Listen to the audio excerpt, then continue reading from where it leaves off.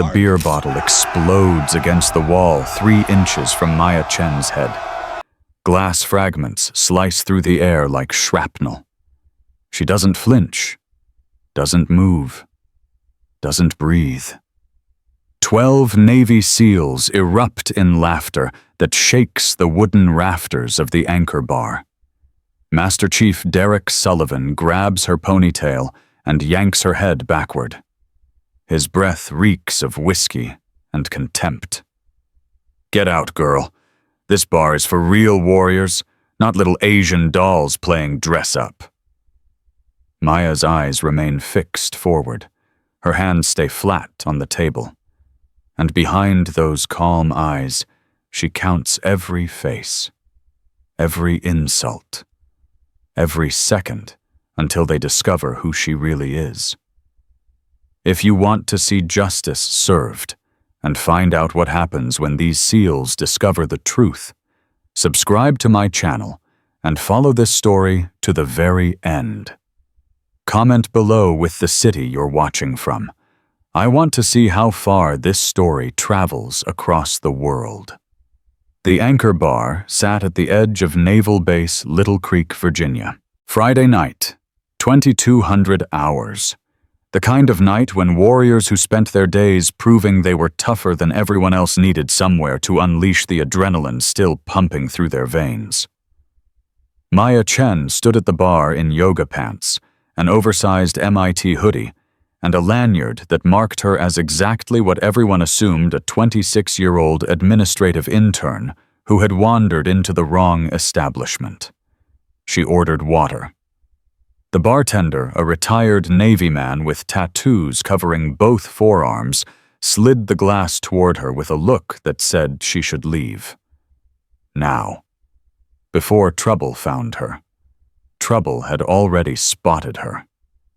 Master Chief Derek Sullivan pushed through the crowd like a shark cutting through still water. 38 years old, 6'3", 220 pounds of muscle forged through 3 combat tours, and the kind of arrogance that came from being the best and knowing it. His team followed. 12 SEALs from Team 4. They had just completed a record-breaking training evolution. Their blood still ran hot with victory. "Well, well," Sullivan's voice carried across the bar like artillery fire. "What do we have here?" Maya didn't turn around. "Hey." Sullivan's hand landed on her shoulder, spinning her to face him. "I'm talking to you, sweetheart." Maya looked up at him. Her expression was blank, controlled. The kind of calm that should have warned him. It didn't. "Administrative intern." Sullivan read her lanyard, then laughed. The sound was ugly mocking. "Let me guess. Diversity hire. Some general's daughter who needed a summer job." His men pressed closer. Phones appeared. The red recording lights blinked like predatory eyes in the dim bar. "I'm just here for water." Maya's voice was quiet, steady. "Water." Sullivan repeated the word like it was an insult. He grabbed her glass and poured it over her head. The liquid streamed down her face, soaked into her hoodie, dripped onto the sticky floor. "There. Now you've had your water. Get out." Maya wiped her face with the back of her hand. She didn't move toward the door. Sullivan's smile vanished. "I said get out." He stepped closer, using his height to intimidate. "This bar is for warriors, for men who actually serve this country, not little girls who type reports and make coffee."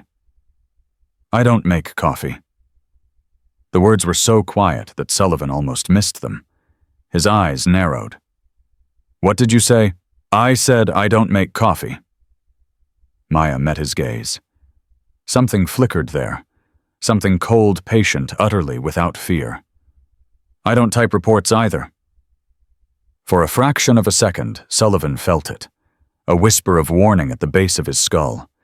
The instinct that had kept him alive through firefights and ambushes, and the kind of darkness that most people would never understand. He ignored it. "Oh, we've got a tough one here, boys."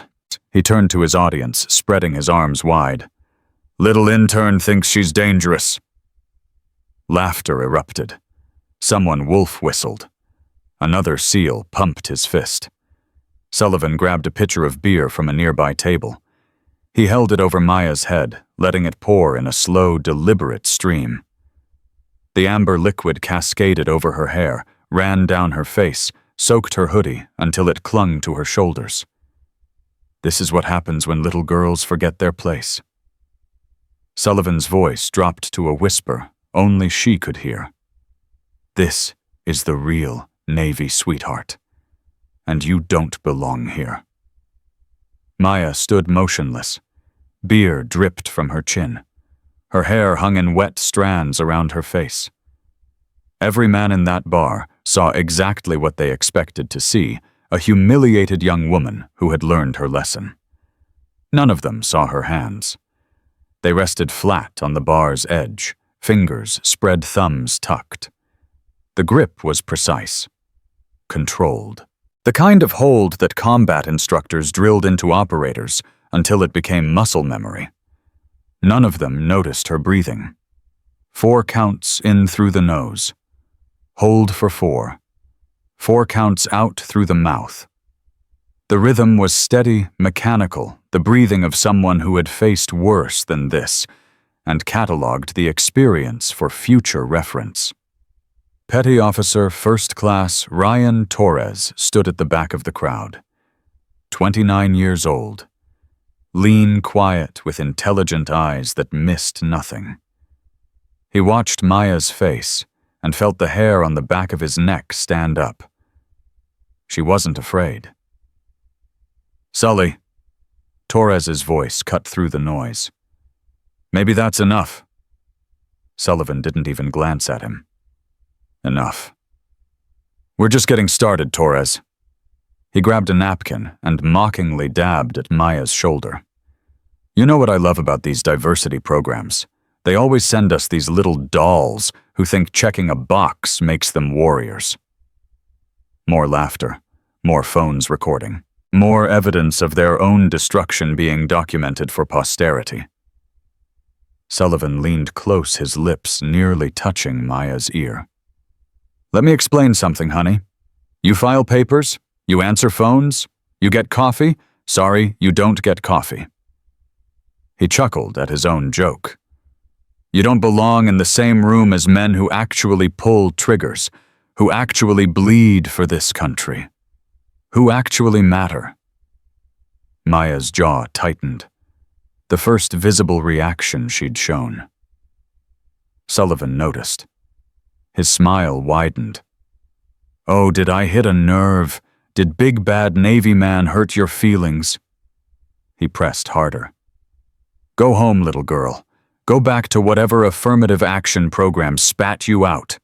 Tell them the real warriors said—" The bar door slammed open. 2 military police officers strode in with the weight of absolute authority. Their boots hit the wooden floor in perfect synchronization. Both were armed. Both wore expressions that had ended bar fights in less than 3 seconds. The lead MP scanned the room. His eyes locked onto the woman standing at the center of the crowd, beer-soaked face wet, surrounded by recording phones and laughing men. He snapped to attention. "Lieutenant Chen!" The words detonated like a grenade in still water. Every sound in the bar died. The jukebox seemed to fade into nothing.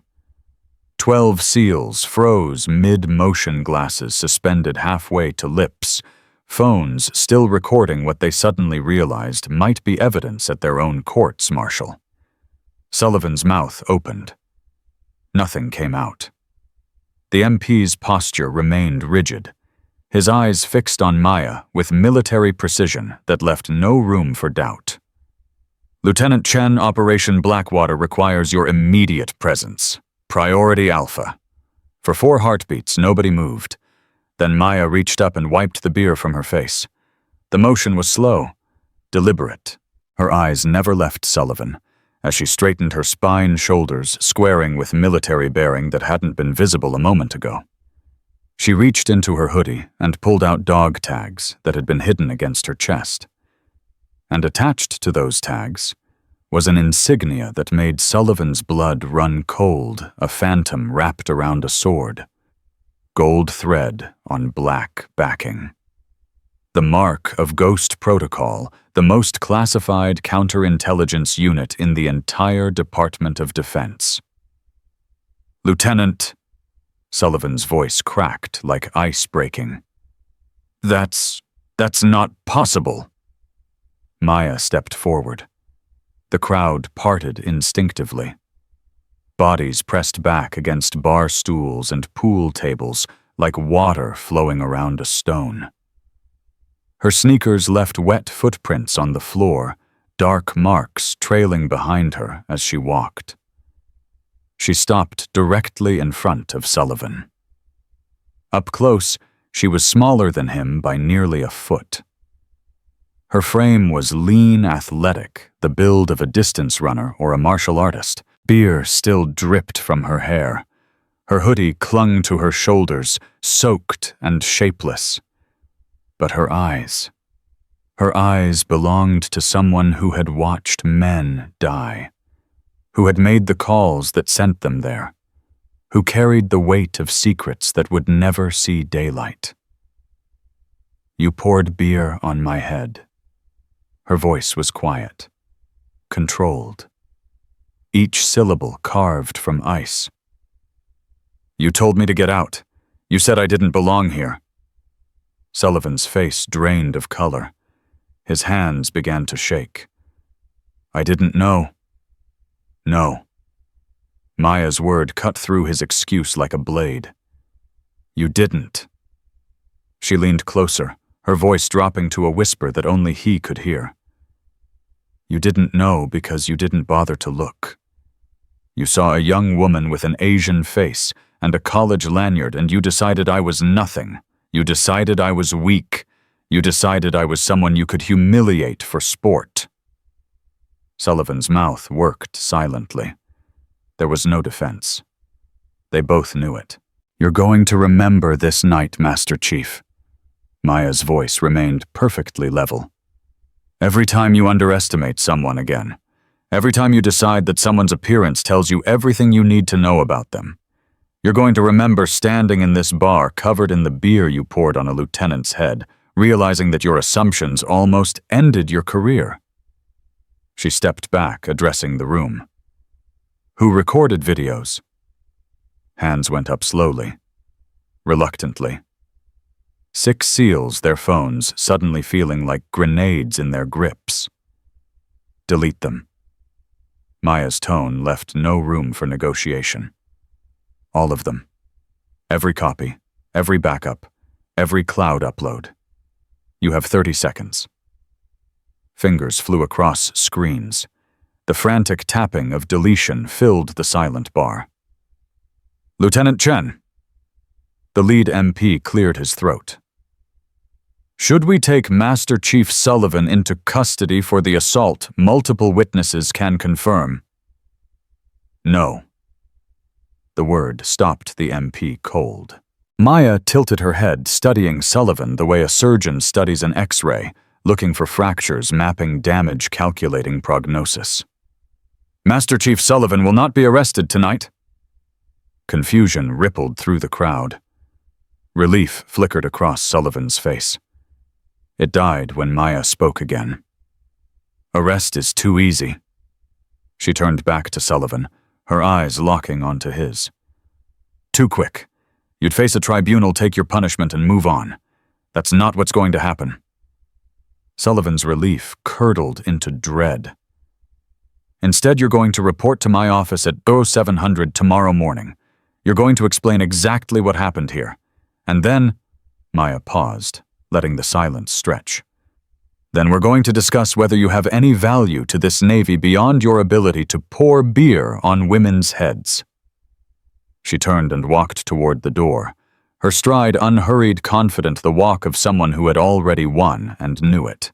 At the threshold, she paused without looking back. "Petty Officer Torres." Torres snapped to attention so fast he nearly knocked over a chair. "Ma'am, you tried to stop it." Torres said nothing. His jaw was tight. 0700. My office. Separate from Sullivan. Maya's voice softened almost imperceptibly. I want to know why. She stepped into the night, leaving behind a bar full of seals who suddenly couldn't look each other in the eye. The silence held for a long moment.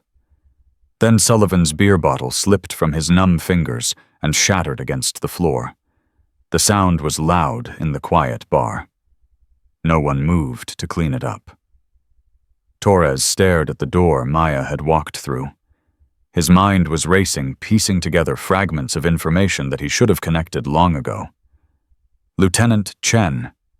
Ghost Protocol. Operation Blackwater. He knew that name. Blackwater. His sister had mentioned it once in a conversation that officially never happened. A conversation that had taken place 3 months before she died in Beijing. Before she and Lieutenant Commander Jason Chen were killed in what the Navy called an operational accident. Jason Chen. Maya Chen. Torres felt the blood drain from his face. The woman Sullivan had just humiliated was the sister of a murdered American intelligence officer. And she hadn't come to Little Creek to file papers. She had come hunting.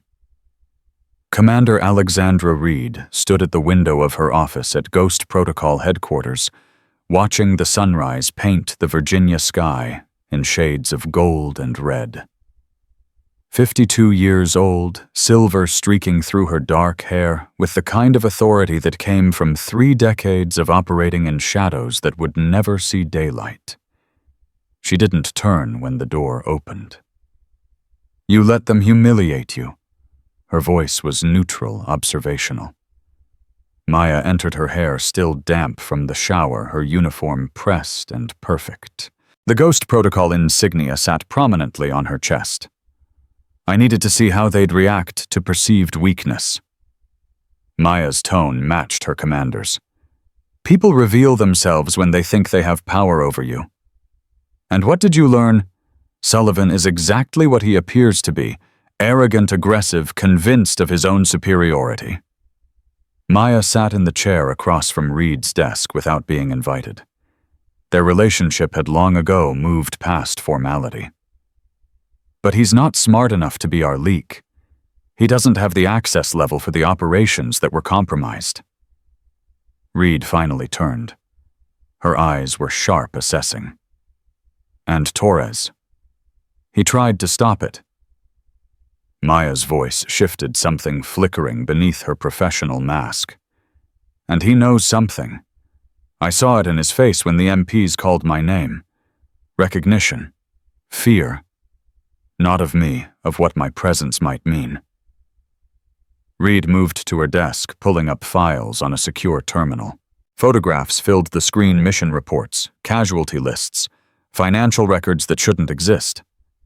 Your brother's investigation. Reed's voice softened. Before Beijing, he documented irregularities in funding communications mission parameters that changed at the last minute. Someone inside SEAL operations was selling intelligence to Chinese state security. Maya stared at the screen, at Jason's face in his official Navy photograph. 29 years old when he died. Smart, dedicated, convinced that exposing the truth was worth any risk. He had been wrong about the risk. Someone knew he was getting close. Maya's voice was steady, but her hands had tightened into fists. Someone in his chain of command, someone who had access to his investigation files. Reed nodded slowly. Captain Marcus Webb, your brother's commanding officer, the man who signed off on the Beijing operation, the man who wrote the after-action report calling Jason's death an accident. The same Marcus Webb who's been running my intern program for 3 months. Maya's jaw tightened. Watching everything I do, asking questions about my work, trying to figure out how much I know. Do you think he suspects? I think he's been suspicious since day one. Maya leaned forward. But he's not sure. That's why he sent Sullivan after me. To rattle me. To make me react, slip-up reveal whether I'm really just a naive intern or something more dangerous. Reed studied her for a long moment. The young woman sitting across from her bore almost no resemblance to the beer-soaked girl who had stood motionless in that bar. This Maya was steel-wrapped in silk, patient, calculating, utterly committed to a mission that had consumed her since the day her brother died. Sullivan doesn't know about Webb. Reed pulled up a new file. He thinks the harassment was his own idea. Webb is too smart to leave obvious connections. So I turned Sullivan. Maya's eyes gleamed with cold purpose. Show him he was manipulated. Give him a reason to help us. Can you do that? After what he did to you? Maya's smile held no warmth. The best way to defeat an enemy is to make them an ally. Sullivan has skills connections, access to people who won't talk to someone wearing a Ghost Protocol insignia. If I can redirect his aggression toward the right target. Webb. Webb. And whoever Webb is working for. Maya's voice hardened. Jason's investigation pointed higher than one captain. There's someone above Webb, someone who's been running this operation for years, decades maybe. Reed nodded slowly. We've tracked encrypted communications going back 15 years. Different protocols, different signatures, but the same operational pattern. Webb reports to someone. That someone reports to someone else. Tower. The word hung in the air between them. The designation appears in Webb's encrypted traffic. Reed pulled up communication intercepts. Never a name, never a location, just orders that Webb follows without question. Whoever Tower is, they've been running this network since before your brother was recruited, since before you were born. Maya absorbed this. Her brother had died chasing shadows. Now she was chasing the same shadows, older, darker, more dangerous than either of them had imagined. Sullivan reports to my office in 2 hours. Maya stood. I want to see how he reacts when he realizes he was Webb's puppet. And if he can't be turned... Maya's expression didn't change. Then he's a liability, and we treat him accordingly. She walked toward the door, then paused. There's something else. Her voice was quieter now. Torres, the petty officer who tried to stop Sullivan. His sister was killed in Beijing. Same operation that killed Jason. She was part of my brother's team. Reed's eyebrows rose. Convenient coincidence? There are no coincidences in intelligence work. Maya turned back her eyes, meeting Reed's. Torres has been at Little Creek for 18 months, right in the middle of Webb's operation, right in position to see things he shouldn't see. You think he's involved? I think he's been watching, waiting, looking for a way to expose the people who killed his sister without getting himself killed in the process. Maya's voice softened. I recognize the look. I've seen it in the mirror every day for the past year. She left without another word. Reed stared at the closed door, then turned back to the window. The sun had risen fully now, casting long shadows across the base below. Somewhere in those buildings, Marcus Webb was drinking his morning coffee, reading his reports, believing that his secrets were still safe. He would learn otherwise. Reed had been hunting shadows for 30 years. She had learned that shadows eventually revealed themselves when you knew where to shine the light. And Maya Chen was about to become a very bright light indeed. Maya's office was a small space on the 3rd floor of the Ghost Protocol building, bare walls, secure terminal, a single window that looked out over the training grounds where SEALs ran drills in the morning sun. She sat behind her desk reviewing files when the door opened at exactly 0700. Master Chief Derek Sullivan stood in the doorway, his uniform pressed, his posture rigid, his face carved from granite. But his eyes betrayed him. Uncertainty flickered there, fear carefully controlled. Sit down. Maya didn't look up from her terminal. Sullivan sat. The chair was positioned so that morning light fell directly in his eyes, a small psychological advantage that she had arranged deliberately. Silence stretched between them. Sullivan broke first. "Lieutenant, I want to apologize for my behavior last night." "Do you—" Maya's voice was flat. "It was inexcusable. I was drunk. I didn't recognize— Didn't recognize what?" Maya finally looked up. Her gaze pinned him in place. "Didn't recognize my rank? Didn't recognize my insignia? Or didn't recognize that a young Asian woman in civilian clothes might actually be something other than your entertainment for the evening?" Sullivan's jaw tightened. "I made assumptions. I was wrong." "You were." Maya leaned back in her chair. "But I'm not interested in your apology, Master Chief. I'm interested in answers." "Answers. Someone told you I would be at that bar last night." Maya watched his face carefully. "Someone suggested that an intern had been asking too many questions.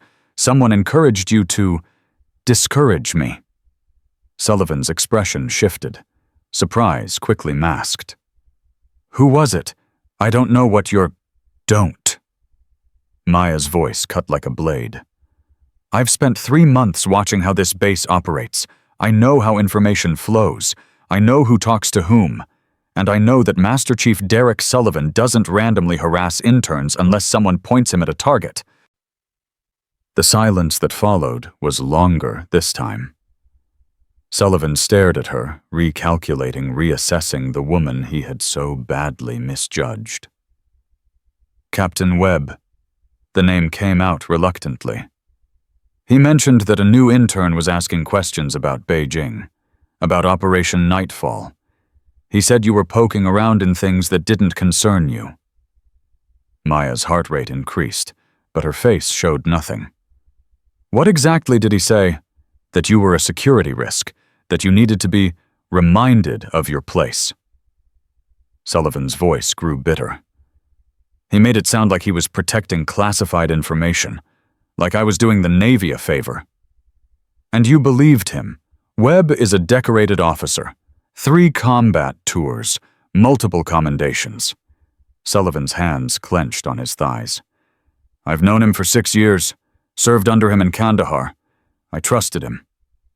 "Do you still—" Sullivan met her eyes. Something had changed in his expression. The arrogance was gone, replaced by something older, harder. A commanding officer who uses his men to harass civilians. His voice was quiet. "That's not the man I thought I knew." Maya studied him for a long moment. His anger was real. His confusion was real. The dawning realization that he had been manipulated, that was real too. She made a decision. "Your sister." She watched his face. "Lisa Sullivan. Killed in action 2018. Afghanistan." Sullivan stiffened. "How do you know about my sister?" "I know a lot of things, Master Chief." Maya pulled up a file on her terminal. "I know that Lisa was part of a reconnaissance team that walked into an ambush. I know that the mission parameters were changed at the last minute, new route, new timing. I know that someone leaked that information to Taliban forces." Sullivan's face went pale. "That mission was classified." "Yes, it was." Maya turned the screen so he could see. "And so is this. The communication intercepts that we recovered after the ambush. Someone inside the Navy sold your sister's mission to the enemy." Sullivan stared at the screen. His hands were shaking. "Who?" "We don't have a name yet." Maya's voice softened, not with sympathy, but with shared purpose. "But we have patterns, communication signatures, financial trails, and they lead to someone operating inside SEAL command structure. Someone who's been selling American lives for years." "Webb." Sullivan's voice was barely a whisper. You think Webb? I think Webb is part of it. Maya leaned forward. And I think you just helped me confirm that. She let that sink in. I also think that you now have a choice, Master Chief. Her eyes locked onto his. You can walk out of this office and pretend this conversation never happened. Go back to your unit, your career, your comfortable assumptions about the Navy and the men you serve with. Sullivan didn't move. Or you can help me find the people who killed your sister, who killed my brother, who have been selling American blood for profit while wearing the same uniform you wear. The silence stretched. Your brother. Sullivan's voice was rough. I didn't know you had, Lieutenant Commander Jason Chen. The name carried weight that filled the room. Killed in Beijing 16 months ago. Official cause operational accident. Real cause someone inside his chain of command sold his team to Chinese intelligence. Sullivan stared at her with new eyes, really seeing her for the first time. Webb commanded the operation. Webb wrote the report that called it an accident. Maya's jaw tightened. And Webb has been watching me since I arrived at Little Creek, waiting to see if I'm a threat. The bar. Sullivan's face twisted with understanding. He used me to test you, to see how you'd react, and to discredit me if I tried to pursue an investigation. Maya nodded slowly. A young intern who gets publicly humiliated, who can't even walk into a bar without being harassed, who would take her seriously if she started making accusations about decorated officers. Sullivan was silent for a long moment. When he spoke, his voice was different, harder, more focused. What do you need from me? Maya allowed herself a small smile. Cold, purposeful. I need eyes inside Webb's operation. I need to know who he talks to, what he accesses, where he goes, when he thinks no one is watching. She paused. And I need you to do it without letting him know that you've turned. Sullivan met her gaze. The arrogance that had filled him last night was gone, burned away by the revelation of what he had become, a puppet, a tool, a weapon aimed at the wrong target. He killed my sister. Sullivan's voice was steady now. Certain. He used me to harass an officer. He made me complicit in protecting the people who murdered American soldiers. He stood his posture military straight, his eyes burning with controlled fury. Tell me what you need, Lieutenant. I'm done being Webb's weapon. Maya rose to meet him. They stood face to face, the man who had poured beer on her head, and the woman who was about to turn him into her most valuable asset. Welcome to the hunt, Master Chief. Sullivan's hands were still shaking when he left Maya's office. Not from fear, from rage. 6 years he had served under Marcus Webb. 6 years he had trusted the man with his life, his career, his honor. And for 6 years Webb had been using him like a chess piece, moving him across a board Sullivan hadn't even known existed. He walked down the corridor toward the elevator, his mind racing through every interaction, every order, every casual suggestion Webb had made over the years. How many times had Webb pointed him at someone? How many careers had Sullivan destroyed because Webb whispered in his ear? How many people had died because Sullivan followed orders without question? The elevator doors opened. Ryan Torres stood inside. Their eyes met. Torres's face was pale, his jaw tight with something that looked like barely controlled panic. He stepped out of the elevator, blocking Sullivan's path. We need to talk. Torres's voice was low, urgent. Not here, outside. Sullivan studied the younger man. Torres had been on his team for 18 months. Quiet professional, always watching. Sullivan had assumed he was just reserved. Now he wondered what else he had missed. "The running track," Sullivan said. 5 minutes. Torres nodded and walked away without another word. Sullivan took the elevator down, his mind still churning. Torres had tried to stop the harassment last night. At the time, Sullivan had dismissed it as weakness. Now he understood Torres had recognized something Sullivan hadn't. He had seen danger where Sullivan saw entertainment. What else had Torres seen? The running track sat at the edge of the base, far enough from buildings to ensure privacy. Sullivan arrived first, walking the perimeter, slowly checking for surveillance equipment, for other personnel, for any sign that this conversation might be monitored. Torres appeared 3 minutes later.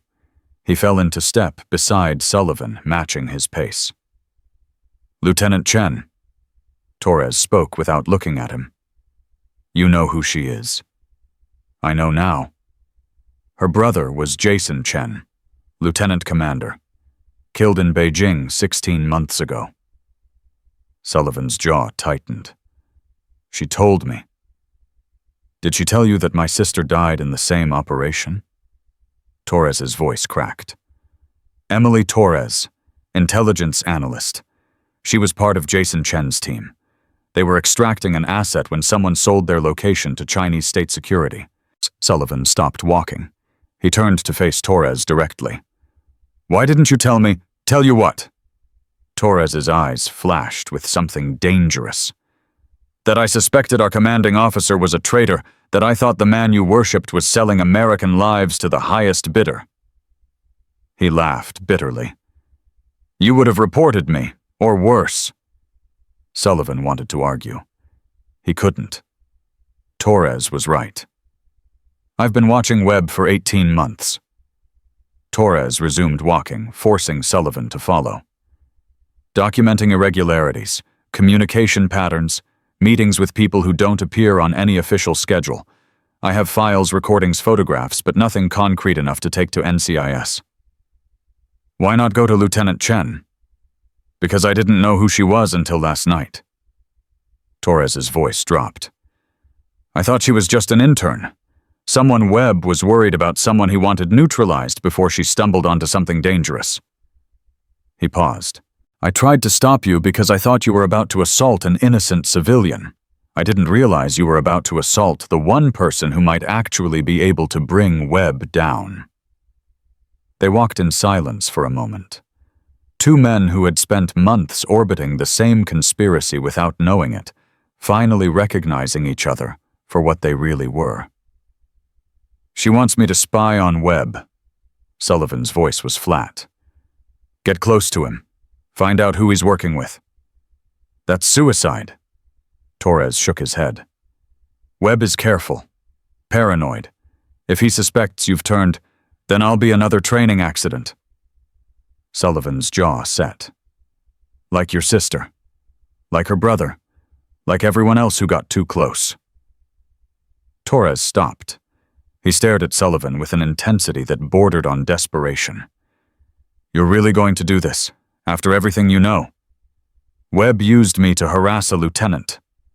Sullivan's hands clenched into fists. "He manipulated me into protecting the people who killed your sister, who killed her brother, who might have killed my sister in Afghanistan." His voice dropped to a growl. "I'm going to help her tear this network apart. And when we find the people at the top, I'm going to be there when they burn." Torres studied him for a long moment. Then he nodded slowly. "My files. Everything I've collected on Webb." He pulled a flash drive from his pocket. "Give this to Lieutenant Chen. Tell her I want in." Sullivan took the drive. It felt heavier than it should, the weight of 18 months of careful observation, of paranoid documentation, of a man building a case against an enemy he couldn't fight alone. "She asked about you." Sullivan pocketed the drive. "Wanted to know why you tried to stop me." "What did you tell her?" "Nothing. Because I didn't know." Sullivan met Torres's eyes. "But I'm starting to understand. You've been waiting for someone who could actually do something. Someone with the authority and the resources to take Webb down.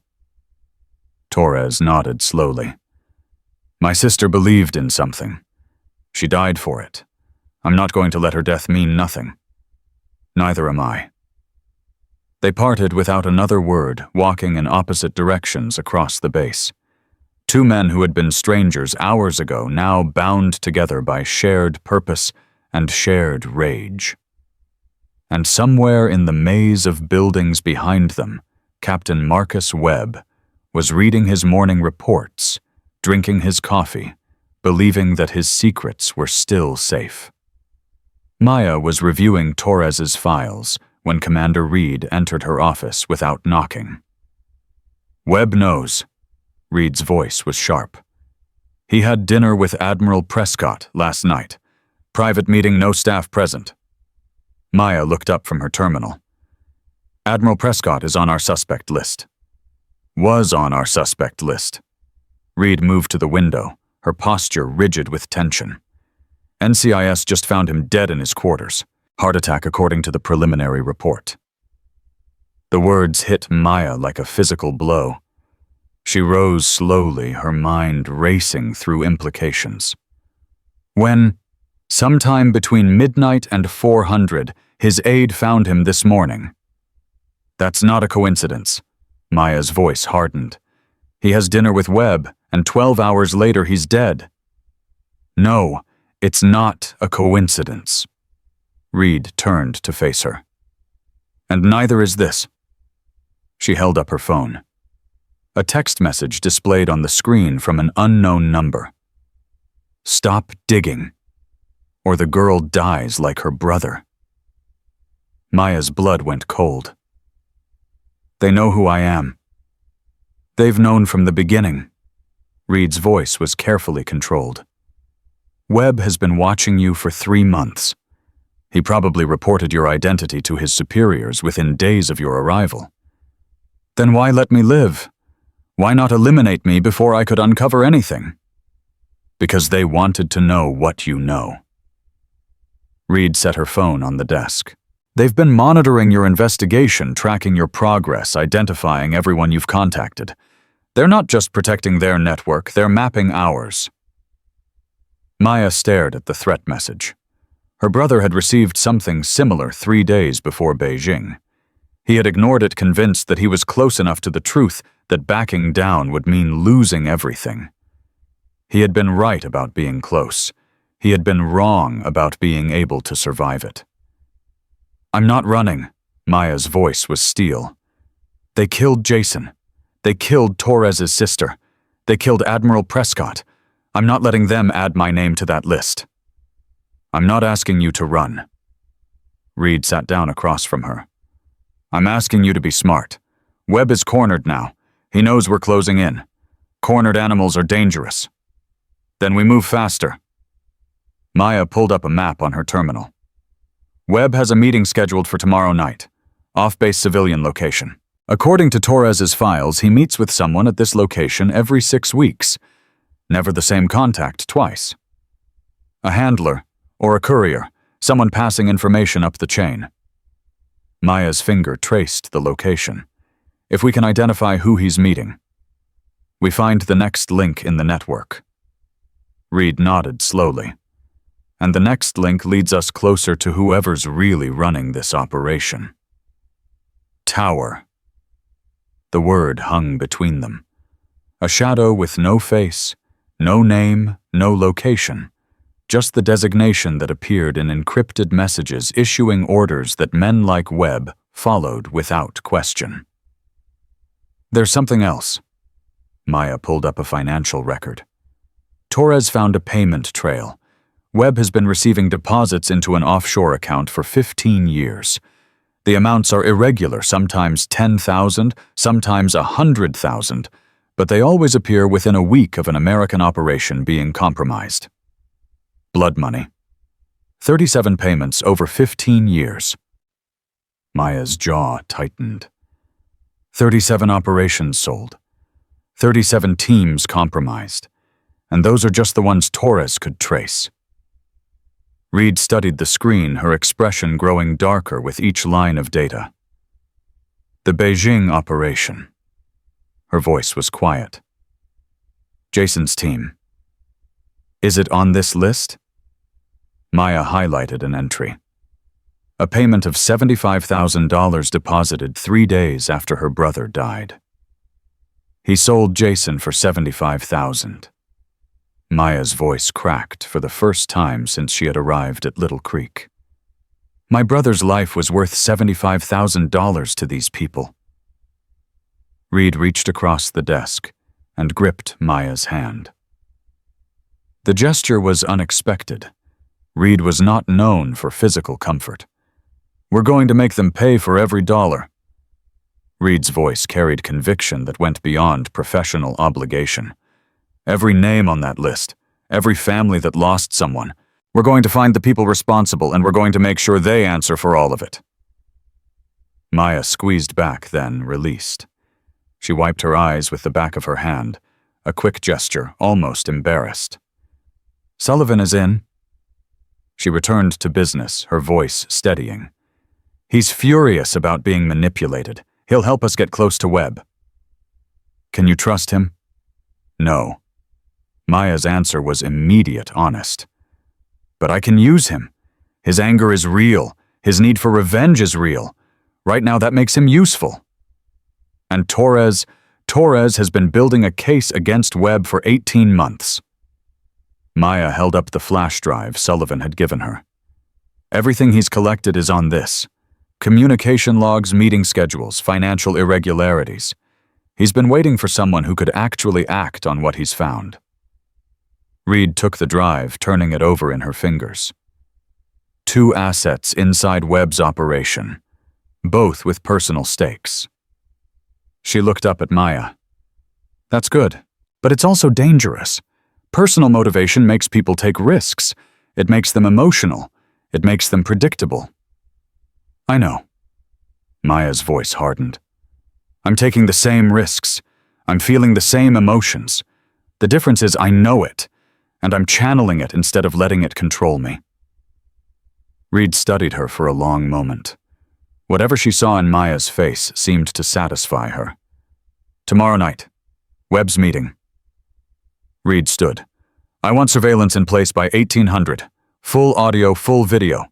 If Webb is meeting with someone from the upper levels of this network, I want their face, their voice, everything we can use to identify them. I'll coordinate with Sullivan and Torres. Make sure they're in position to support. And Maya. Reed paused at the door. The threat message. They're watching you now. Every move you make, they're going to see it. Good. Maya's smile was cold, predatory. Then they'll see exactly what happens when they threaten the wrong person. Reed left. Maya turned back to her terminal, pulling up the files Torres had compiled. 18 months of observation. 18 months of patience. 18 months of waiting for someone who could turn information into action. Now she had that information, and she was going to use it to burn Webb's world to the ground. Her phone buzzed. A message from Sullivan. Webb just invited me to golf tomorrow. Says he wants to talk about last night. Make sure I'm okay. Lying through his teeth. Maya typed back, accept. Find out what he wants. But be careful. He's testing you. Sullivan's response came immediately, I know. I've been playing his game for 6 years. Time to change the rules. Maya set down her phone and stared at her brother's photograph on her desk. Jason smiled back at her, frozen in a moment, when he still believed the world was full of good people doing good things. He had died learning otherwise. But his death had set something in motion. It had brought Maya here, to this moment, to this mission. Every sacrifice he had made, every risk he had taken, had created a path that led directly to the people who had killed him. And she was going to follow that path to its end. Whatever it cost. Webb's golf invitation arrived the next morning, complete with a friendly note about clearing the air after the incident at the bar. Sullivan read it 3 times, analyzing every word for hidden meaning. The message was perfect. Concerned but not overbearing. Apologetic without admitting guilt. The kind of communication that a good commander would send to a trusted subordinate who had made a public mistake. Sullivan recognized the technique.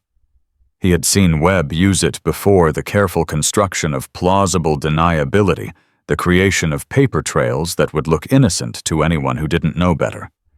He accepted the invitation. The golf course sat on the edge of base, a pristine 18 holes that officers used for networking and quiet conversations away from official channels. Sullivan arrived early, practiced his swing, and waited for the man who had spent 6 years manipulating him. Webb appeared at exactly 0900. He walked with the easy confidence of a man who owned every room he entered, tall, broad-shouldered, with silver at his temples, and the kind of smile that made people want to trust him. Sullivan had trusted that smile for 6 years. Now it made his skin crawl. "Derek." Webb extended his hand. "Thanks for coming. I know last night was difficult." Sullivan shook the offered hand, forcing himself to match Webb's easy demeanor. "I made a mistake, sir. I'm prepared to accept the consequences." "Consequences?" Webb laughed softly. "You humiliated a lieutenant in front of your entire team. That's not a mistake, Derek. That's a career-ending incident." Sullivan's gut tightened. Was this a threat? But here's the thing. Webb selected a club from his bag, testing its weight. Lieutenant Chen isn't going to file charges. She's not going to push for disciplinary action. She's not going to do anything that might draw attention to herself. "How do you know that, sir?" Webb smiled. The expression didn't reach his eyes. "Because I know who she is. And I know what she's really doing here." Sullivan kept his face neutral, but his heart was hammering. Webb knew. He had always known. The harassment at the bar hadn't been about discouraging an intern, it had been about testing an operative. Lieutenant Chen is the sister of Jason Chen. Webb took a practice swing, his movements casual, relaxed. "You remember Jason? Killed in Beijing 16 months ago. Tragic accident." "I remember, sir." His sister has spent the past year convincing herself that his death wasn't an accident. Webb lined up his shot. "She believes someone inside the Navy sold his team to Chinese intelligence. She's here to find that person." Sullivan said nothing. His hands gripped his club so tightly his knuckles went white. "The problem is," Webb swung, sending the ball arcing across the green. "She's right." The words hung in the air like smoke. Sullivan stared at Webb's back, his mind racing.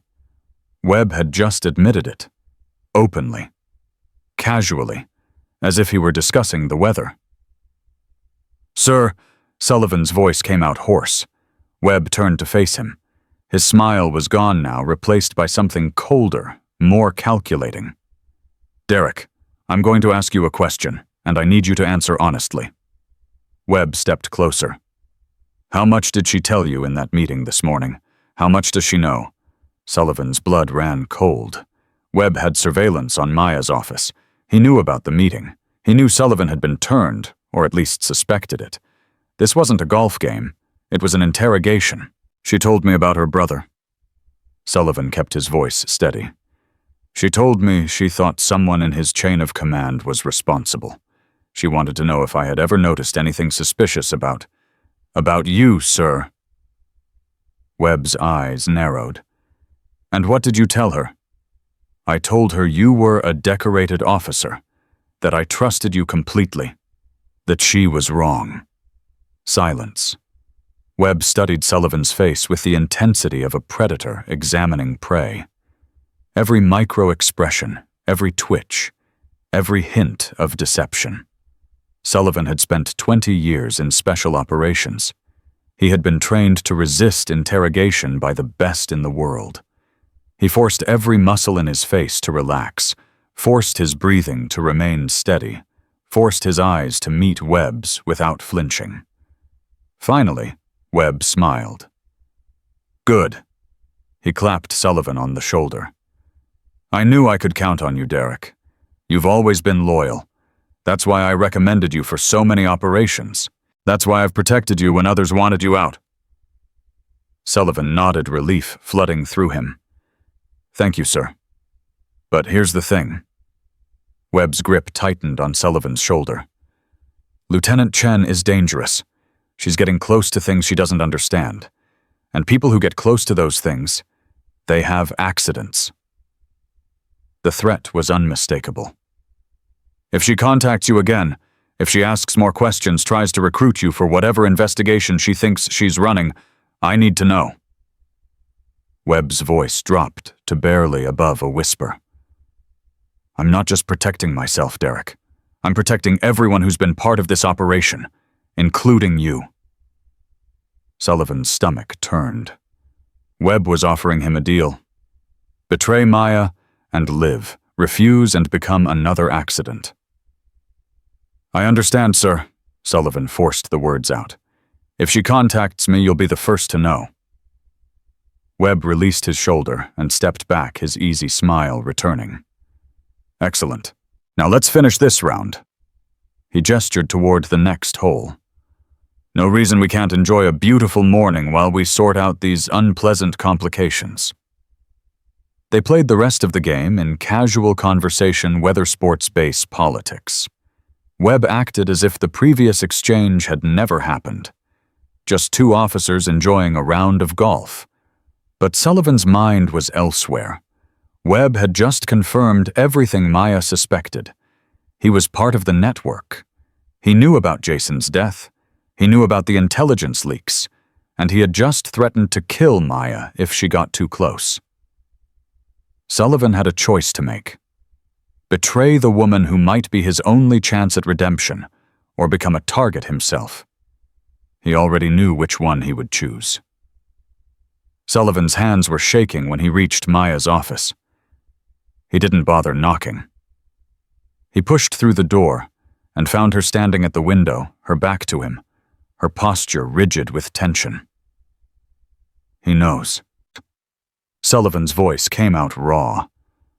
"Webb knows everything. He knows who you are. He knows about your brother. He knows you're investigating him." Maya turned slowly. Her face was calm, but her eyes burned with something dangerous. "Tell me exactly what he said." Sullivan recounted the entire conversation. Every word, every implication, every threat. When he finished, Maya was silent for a long moment. "He's testing you."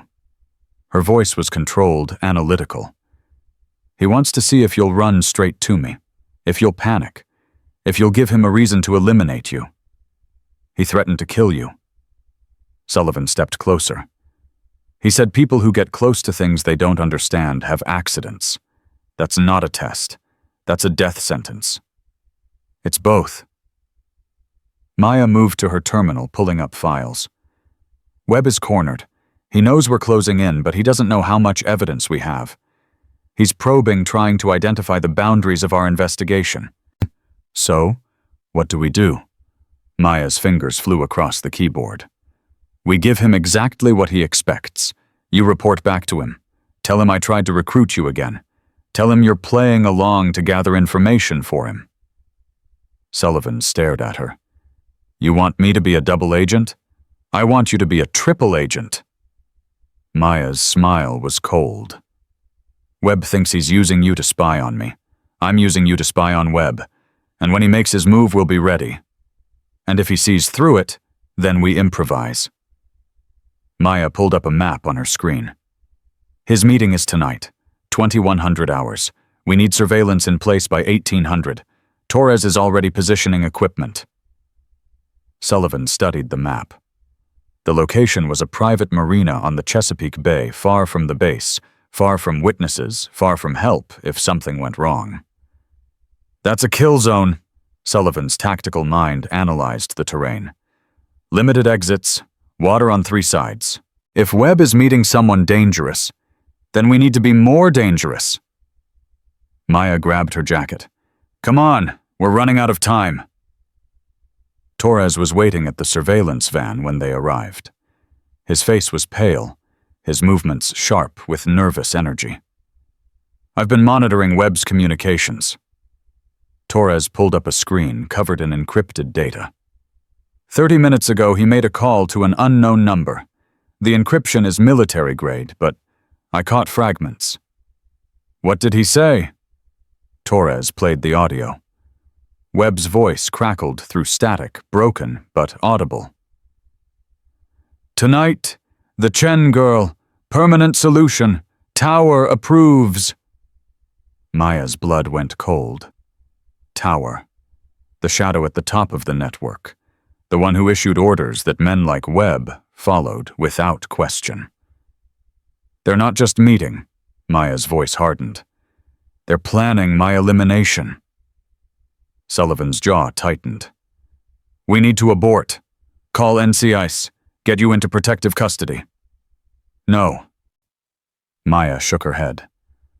This is our chance. If Tower is involved in tonight's operation, then someone connected to Tower will be at that marina. We identify them, we find our way to the top of the network. And if they identify you first, Maya met his eyes, then you make sure they don't leave that marina alive. The words hung in the air. Sullivan understood what she was asking. This wasn't just surveillance anymore. This was war. Torres. Maya turned to the younger man. I need you to stay with the van. Monitor communications. If anything goes wrong, you're our backup. Torres nodded, his face grim. What about you? I'm going in.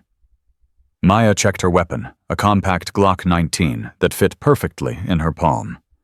If Webb is planning to eliminate me, he'll want to do it personally. He'll want to see my face when I realize I've lost. That's insane! Sullivan grabbed her arm. You're walking into a trap. I'm walking into my trap. Maya pulled free. Webb thinks he's the hunter. He's wrong. He's been wrong since the moment he decided to use me to test your loyalty. She handed Sullivan an earpiece. Stay in communication range. When Webb makes his move, you'll know. How? Maya's smile was sharp, predatory. Because I'll be the one still standing. The marina was quiet when Maya arrived. Too quiet. The boats rocked gently on dark water. No lights, no movement, no sign of life. She walked along the dock with measured steps, her senses tuned to every sound, every shadow. The earpiece crackled softly in her ear. I've got visual. Torres's voice was tense. 3 heat signatures on the main yacht. One of them matches Webb's profile. And the other 2, unknown. They arrived 20 minutes ago. Black SUV, no plates. Maya approached the yacht. Her hand rested on her weapon, but she didn't draw. Not yet. She needed Webb to think she was vulnerable. She needed him to make his move. The gangway creaked under her weight. She climbed aboard, stepping onto the deck with the casual confidence of someone who belonged there. Lieutenant Chen. Webb emerged from the cabin. His smile was warm, welcoming completely at odds with the gun in his hand. I was hoping you'd come. He gestured with the weapon. Please, join us. Maya didn't move. Her eyes scanned the deck, calculating distances, angles, escape routes. You knew I'd find this place. I've known everything since the day you arrived. Webb stepped closer. Your investigation, your contacts, your pathetic attempts to turn my own people against me. He shook his head slowly. Your brother made the same mistakes. Thought he was smarter than everyone else. Thought he could expose the truth without consequences. Maya's jaw tightened. You killed him. I gave an order. Webb's voice was matter-of-fact. "The same order I'm about to give for you." Two figures emerged from the shadows behind her, both armed, both moving with the precision of trained operators. Maya recognized the type. Former Special Forces now working for whoever paid the most. She was surrounded. "You could have run." Webb tilted his head, studying her like a specimen. "You could have taken what you knew and disappeared. Started a new life somewhere far from all this. But you're too much like Jason. Same righteousness. Same blind spots. Same determination." Maya's voice was steady, despite the guns pointed at her. "Jason didn't stop when things got dangerous. Neither will I." "Jason is dead." Webb raised his weapon.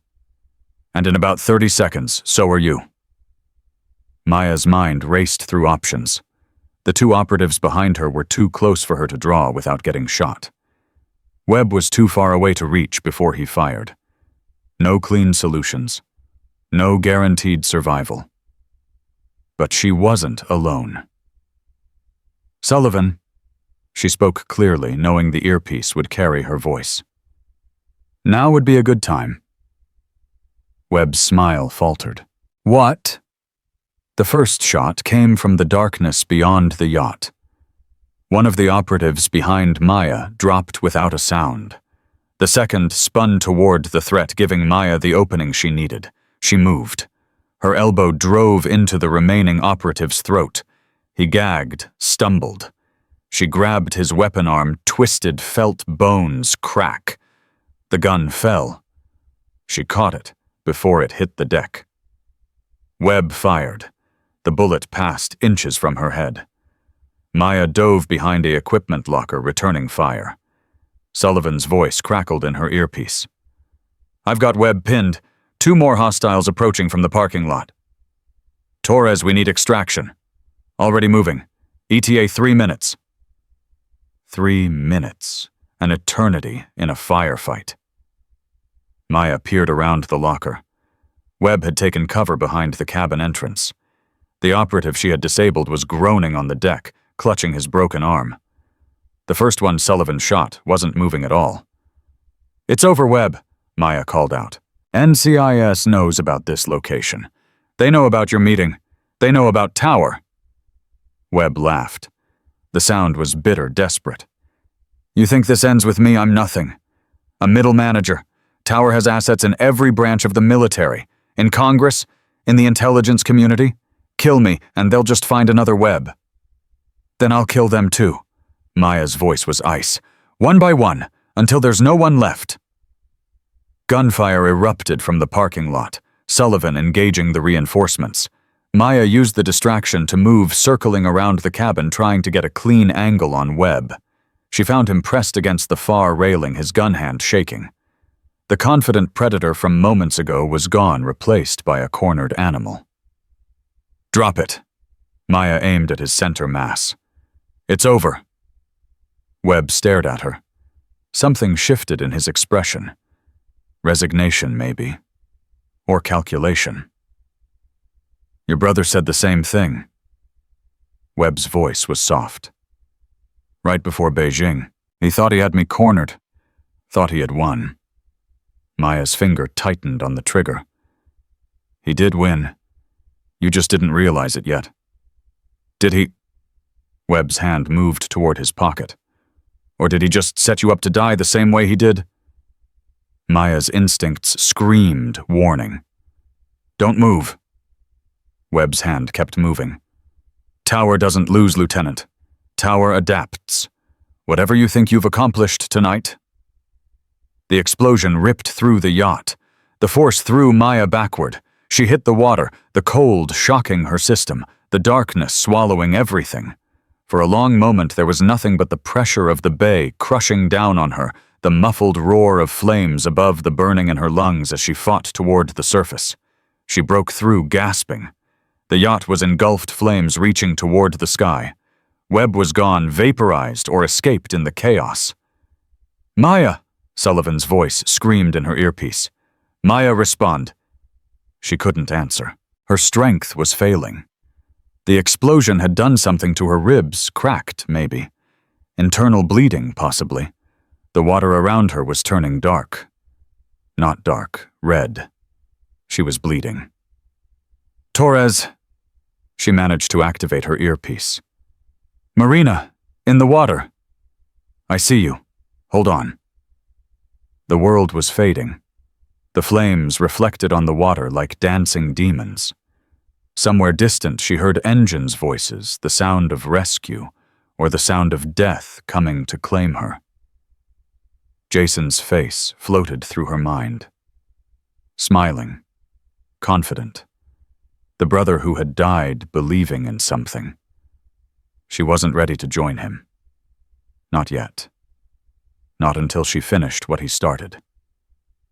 Maya forced her arms to move, forced her legs to kick, forced her body to fight against the darkness closing in. Torres appeared at the edge of the dock, reaching down. Sullivan was beside him, both men pulling her from the water with desperate strength. She's hit! Sullivan's voice was tight with fear. Left side, through and through. I'm fine. Maya tried to push them away. Her hands were shaking. Her vision was blurring. Webb, did we… Webb's dead? Torres pressed something against her wound. The yacht is gone. Everything on it is gone. Maya closed her eyes. Relief and failure warred inside her. Webb was eliminated, but so was any evidence he might have been carrying. Any leads to Tower. Any connection to the upper levels of the network. No, Sullivan's voice cut through her thoughts. Not everything. Maya forced her eyes open. Sullivan was holding something, a phone waterproof case salvaged from the dock where it had fallen before the explosion. Webb's phone. Sullivan's grin was fierce despite the chaos around them. Whatever he was using to communicate with Tower. We've got it. Maya stared at the device. A lifeline. A thread that might lead them through the maze of shadows to the person at the very top. Get me. To read. Maya's voice was fading. She needs to crack the encryption. You need a hospital. After. Maya gripped Sullivan's arm with surprising strength. After we secure the phone, after we make sure Webb's people can't intercept it. Sullivan looked at Torres.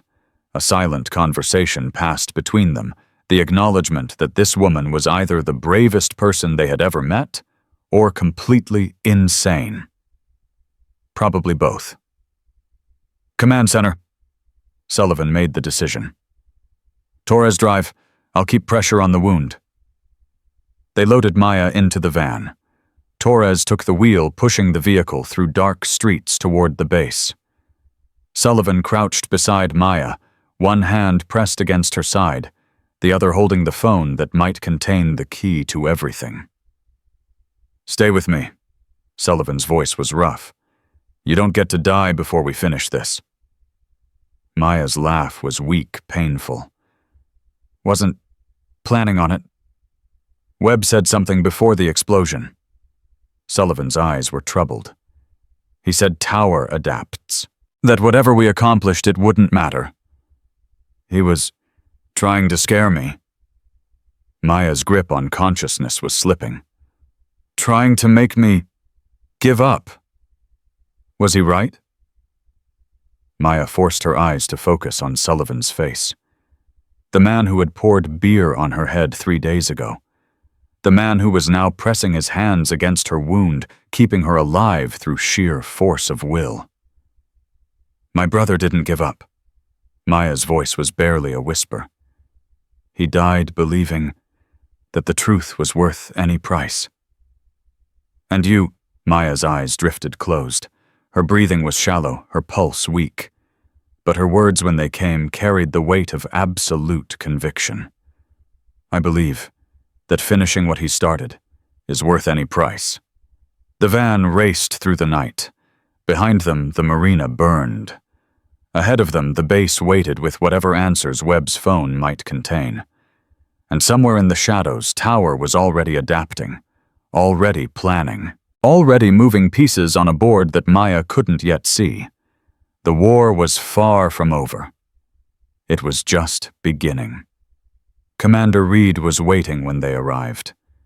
Her face went pale when she saw Maya being carried in blood, soaking through the makeshift bandages Sullivan had applied. "Medical team is standing by." Reed moved to Maya's side. "Get her to the infirmary." "No." Maya's hand shot out, grabbing Reed's wrist. "The phone first, Webb's phone." Sullivan handed the device to Reed. "She won't let us treat her until she knows it's secure." Reed stared at the phone, then at Maya's ashen face. She made a decision. "Zara," she called to a young analyst working at a nearby terminal. "Full lockdown on this device. No external connections. I want the encryption cracked within the hour." Zara took the phone with careful hands. "Yes, ma'am." Reed turned back to Maya. "Now will you let them save your life?" Maya's grip relaxed. Her eyes were closing. "Find Tower." The words came out slurred, fading. "Whatever it takes." She lost consciousness before she could finish the sentence. Sullivan and Torres watched as the medical team took over, moving with practiced efficiency to stabilize her. Reed stood apart, her face carved from stone, her eyes fixed on the door through which they had carried Maya. "She's insane." Torres's voice was hushed with something like awe. "She almost died, and her first thought was the mission." "That's not insanity." Sullivan shook his head slowly. "That's what it looks like when someone believes in something more than their own survival." Reed turned to face them. Her expression was unreadable. "Webb is dead. His operation is compromised. But Tower is still out there." Her voice was heavy with implications. "And now they know we're coming." Sullivan straightened. "What do you need from us?" Reed studied the two men, the Master Chief, who had been Webb's unwitting tool, and the petty officer who had spent 18 months building a case he couldn't prove. "I need you to protect her." Reed's voice softened.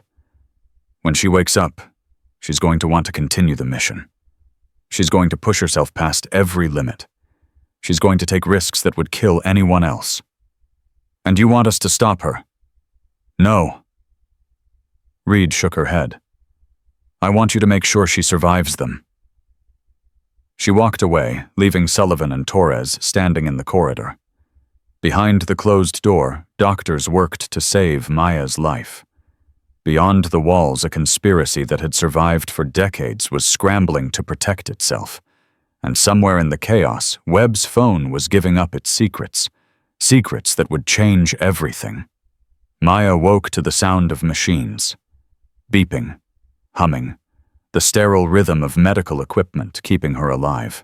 Her eyes opened slowly, adjusting to the harsh fluorescent lights.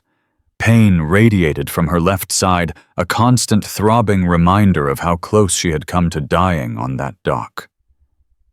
Sullivan sat in a chair beside her bed. His eyes were bloodshot, his uniform wrinkled. He looked like he hadn't slept in days. "How long?" Maya's voice came out as a croak. 36 hours. Sullivan leaned forward.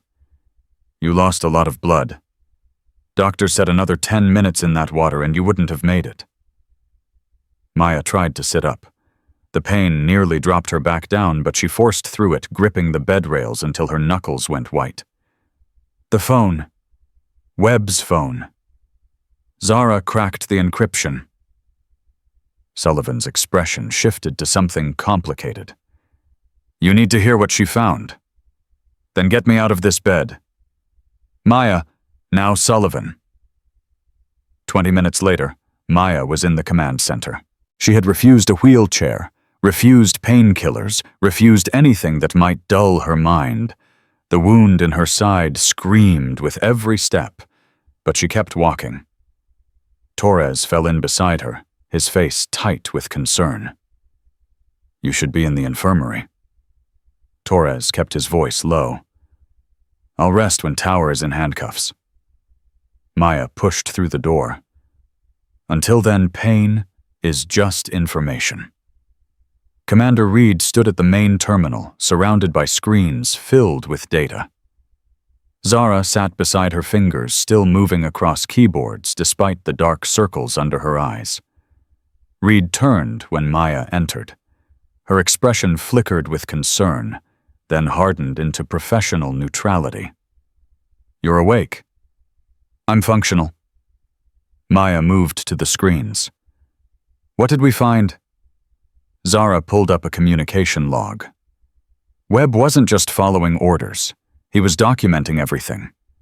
15 years of communications, financial transactions, operational directives. All encrypted, all backed up to his personal device. He was building insurance. Sullivan crossed his arms. Something to protect himself if Tower ever decided he was expendable. Exactly. Zara highlighted a series of entries. The communications go back to 2009. Different encryption protocols over the years, but the same source signature. Someone Webb referred to only as Tower. Maya's eyes scanned the data. Financial transfers, mission parameters, names of assets and operatives across 3 continents, a spiderweb of corruption that stretched far beyond anything she had imagined. "Who is Tower?" Zara hesitated. She looked at Reed, then back at Maya. "We don't have a name yet." Zara pulled up a partial trace. The communications route through 17 proxy servers across 12 countries, but I found something in the metadata, a pattern. "Show me." Zara's fingers flew across the keyboard. Every time Tower sends a priority directive, there's a corresponding spike in encrypted traffic from a specific location. Not the same IP address that changes constantly, but the same geographic region. A map appeared on screen, a highlighted zone covering the greater Washington, D.C. area.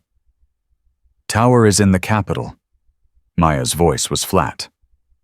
"Tower is in the Pentagon." Zara zoomed in further. The traffic patterns match secure military networks. Whoever Tower is, they have access to the highest classification levels. Admiral rank or above. Maybe civilian equivalent. The implications settled over the room like a weight. Tower wasn't just a criminal. Tower was someone at the very top of the American military establishment. Someone who had been selling secrets for 15 years while sitting in the halls of power. "There's more." Reed's voice was heavy. "Tell her Zara." Zara pulled up another file. Her hands were shaking slightly. "I found a reference in Webb's communications. Something he called Project Cerberus. It's mentioned 12 times over the past year, always in connection with high-priority operations." "What is Project Cerberus?" "I don't know." Zara shook her head. "The details are encrypted with a different protocol, something I've never seen before. But I found one thing." She highlighted a single line of text. Maya read it aloud. "Cerberus activation contingency. Chen bloodline priority target." The room went silent. Torres spoke first. "Chen bloodline. That's you. And Jason. It's not just me and Jason." Maya's mind was racing. Bloodline means family. All of it. She grabbed the terminal, pulling up records. Her hands moved with desperate speed, searching databases she hadn't accessed in years. "My parents," Maya's voice cracked. "My father was military intelligence, retired 15 years ago. My mother—" She stopped. Her face went pale. "Maya." Sullivan stepped closer. "What is it?" "My mother died 8 years ago. Car accident." Maya's hands were shaking. "They said she fell asleep at the wheel. Drove off a bridge outside Annapolis. Reed moved to her side. You think it wasn't an accident? I don't know what I think anymore. Maya pulled up her mother's file. Death certificate. Police report. Autopsy results. Everything looked normal. Everything looked routine. There. Zara pointed at the screen. The responding officer, Lieutenant David Mercer. He was Navy. So he retired 6 months after your mother's death. Zara pulled up another record and started receiving monthly payments from an offshore account, the same type of account Webb used. Maya stared at the data. Her mother, her brother, both dead. Both supposedly accidents, both connected to the same network that had been operating for 15 years. They've been hunting my family, Maya's voice was hollow, since before I even knew they existed. Why? Sullivan's brow furrowed. What's special about the Chen family? My father. Maya's mind was piecing together fragments she had never connected before. He worked counterintelligence in the 80s and 90s. He was part of the team that identified and neutralized Soviet sleeper agents during the Cold War. Reed's expression shifted. Understanding dawned in her eyes. He would have had access to files, records, information about how foreign intelligence services operated inside American institutions. He would have known how to build a network like Towers. Maya's jaw tightened. And how to tear one apart, which makes him dangerous. Torres spoke slowly, working through the logic. Even in retirement, if he ever started looking into things, asking questions. They killed my mother to warn him. Maya's voice was ice.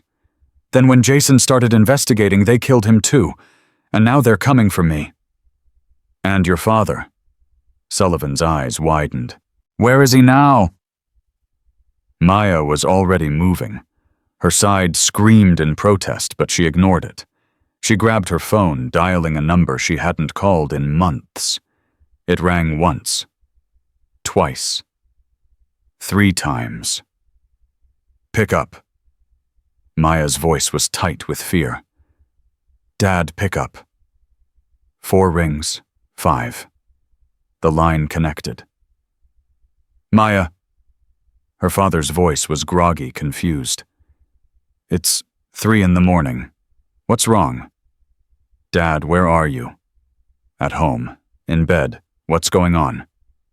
Listen to me very carefully. Maya forced calm into her voice. I need you to get up, get dressed, get your go bag from the closet. Silence on the other end. Maya, you're scaring me. Good. You should be scared. Maya looked at Sullivan. There are people coming for you, Dad. The same people who killed Jason. The same people who might have killed Mom. More silence. When her father spoke again, his voice was different. Harder. The voice of the intelligence officer he had been before retirement. How long do I have? I don't know. Hours, maybe less. Where should I go? Reed stepped forward, taking the phone from Maya. Colonel Chen, this is Commander Alexandra Reed, Ghost Protocol. We're sending a team to your location. Do not leave the house until they arrive. Do not answer the door for anyone else. Is that understood? Understood, Commander. Reed ended the call and turned to Sullivan. Take Torres. Get to Colonel Chen's location.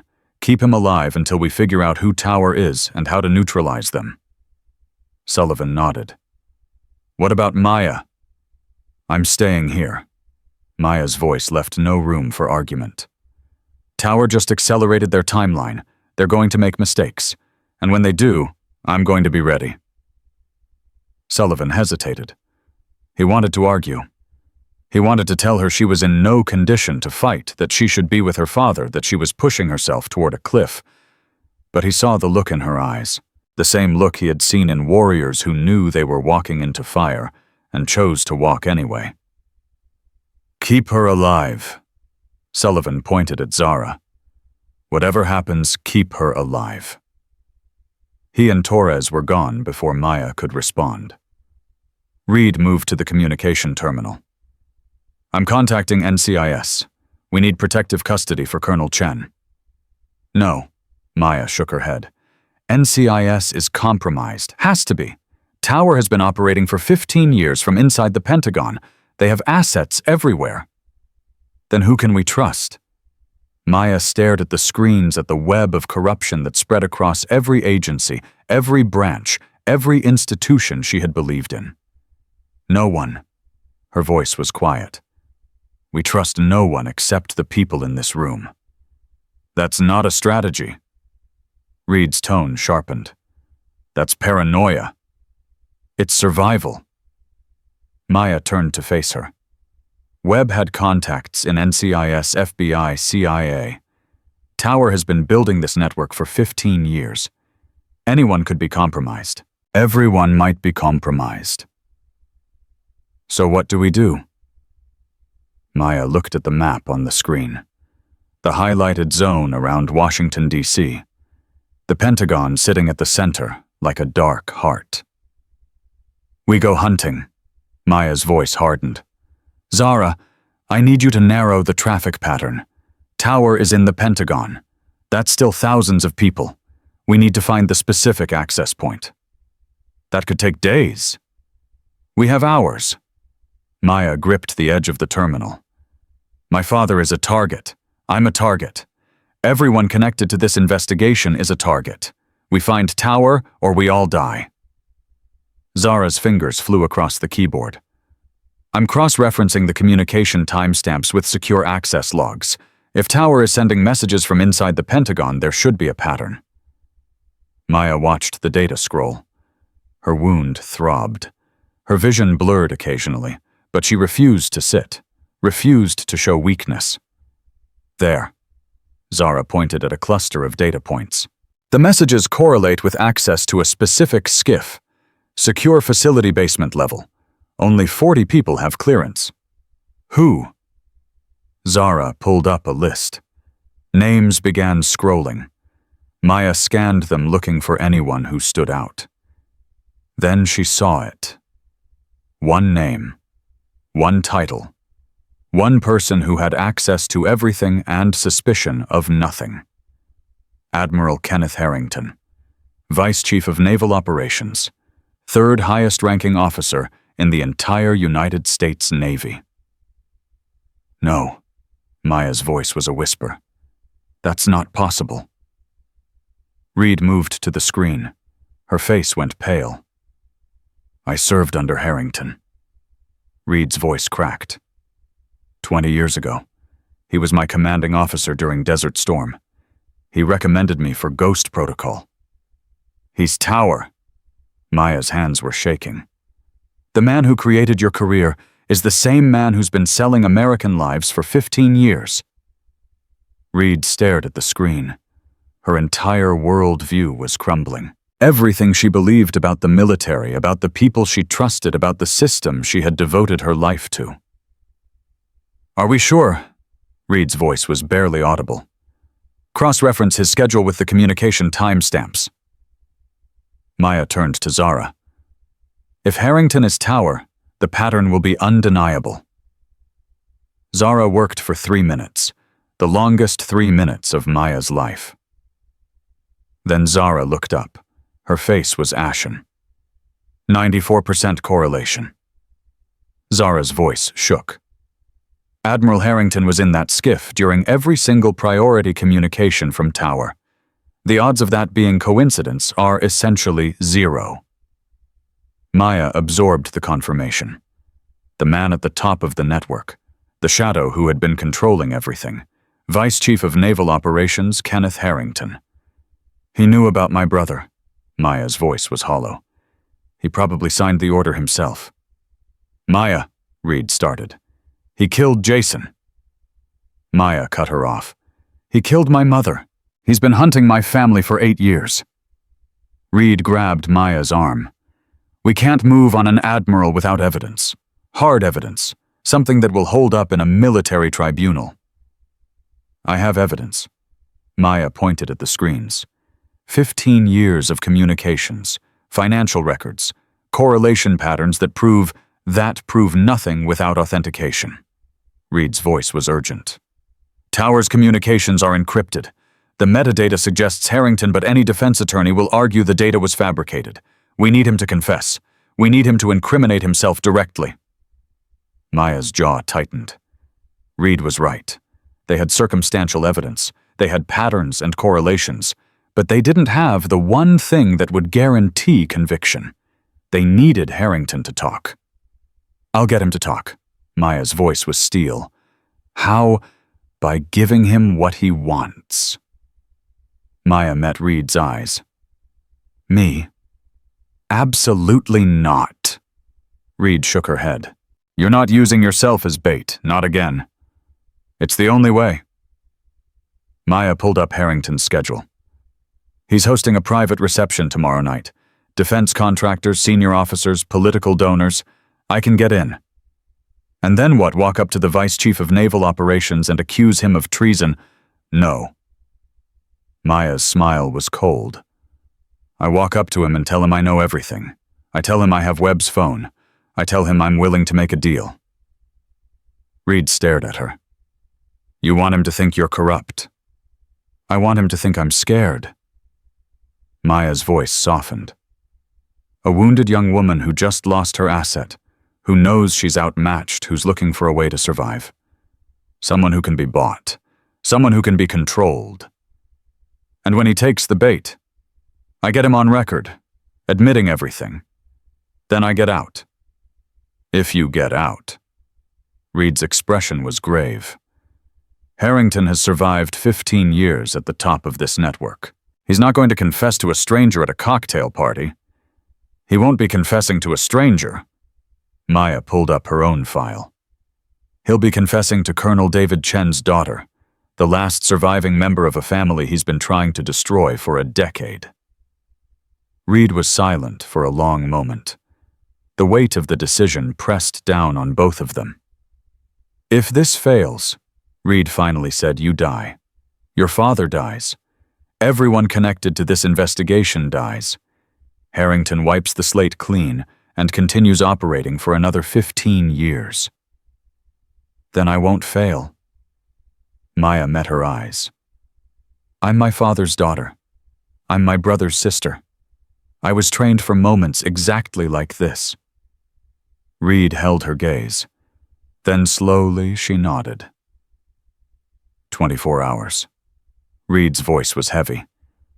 That's how long you have to prepare. I'll get you credentials for the reception. I'll arrange backup that stays invisible. But Maya... I know. Maya turned back to the screens. This is my only chance. Her phone buzzed. A message from Sullivan. Colonel Chen secured. Location classified. But Maya, there's something you need to know. Your father has files. Things he never told anyone. Things about Harrington going back 30 years. Maya's heart stopped. What kind of files? Sullivan's response came immediately. The kind that prove this isn't about money. It's about something else entirely. Your father says Harrington isn't just a traitor. He's a believer. Something called the Prometheus Initiative. And it's been active since before you were born. Maya stared at the message. The conspiracy wasn't just corruption. It wasn't just greed. It was ideology. A belief system that had been operating inside the American military for 3 decades. And Kenneth Harrington was its prophet. Prometheus. Maya spoke the word aloud. Reed's face went white. Where did you hear that name? My father. Maya turned to face her. What is it? What's the Prometheus Initiative? Reed didn't answer immediately. Her hands were shaking. When she finally spoke, her voice was barely a whisper. It's a legend.